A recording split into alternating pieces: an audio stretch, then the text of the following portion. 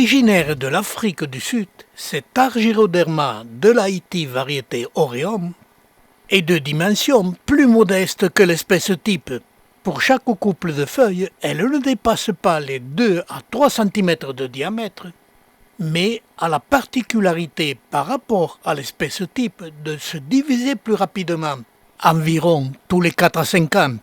Et si l'on veut obtenir une potée et une floraison conséquentes, à partir d'un semis issu du pied mère, il faut conserver une dizaine de pieds. À l'image, mon vieux pied qui a plus de 20 ans et n'a donné que 4 couples de feuilles.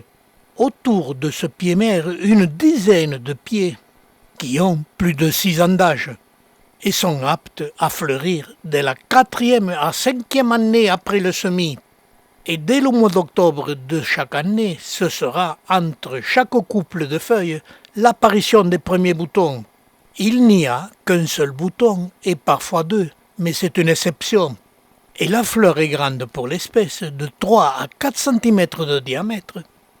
Elles s'épanouissent chez nous tardivement au mois de novembre, ce qui la rend intéressante. Comme ces fleurs restent épanouies entre 8 et 15 jours suivant le temps. Autre particularité, chaque fleur se développe au fur et à mesure pendant tout le temps de leur floraison, le temps que se déroulent les étapes de cette floraison jusqu'à la fructification. Je vais donner quelques indications sur la culture de cette espèce. Elle est exactement la même que la culture des lithops. Et en plus, cette espèce est moins fragile que les lithops aux petites erreurs d'arrosage.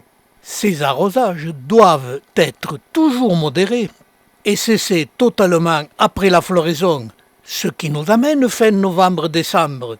Janvier, février, mars et avril, ne pas arroser cette espèce. Mais parfois, on peut leur donner un petit arrosage. La bonne astuce, c'est d'attendre que les feuilles se rident. C'est là la bonne indication. Puis reprendre les arrosages normaux une fois par semaine du mois de juillet, août et septembre. C'est l'époque où le cycle de floraison va recommencer. Quand les fleurs sont fanées, une autre particularité de cette espèce, apparaissent les fruits car elle est autoféconde. Il faut simplement passer un pinceau sur les étamines et le pistil pour obtenir des fruits. Ces fruits qui se développent chez nous pendant tout l'hiver donnent facilement des graines. Mais si l'on veut conserver l'espèce pure, il faut protéger les fleurs des insectes pour ne pas obtenir des hybrides, car elles s'hybrident facilement. Mais cette image nous montre aussi que le fruit est encore vert, mais qu'à la base du fruit apparaissent les nouvelles feuilles, qui vont, comme le fruit, se nourrir des vieilles feuilles pour se développer. C'est la période où il ne faut jamais arroser. Janvier, février et mars, le fruit est bien mûr, il a complètement séché. Les vieilles feuilles ont complètement disparu, elles ont nourri les nouvelles feuilles, tout en finissant de nourrir le fruit qui a développé ses graines. Une autre particularité, ce fruit est très dur, aucun oiseau ne peut l'ouvrir.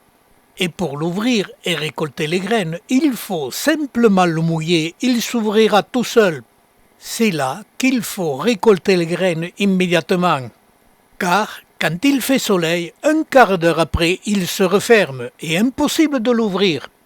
Ou alors, il faudra le remouiller.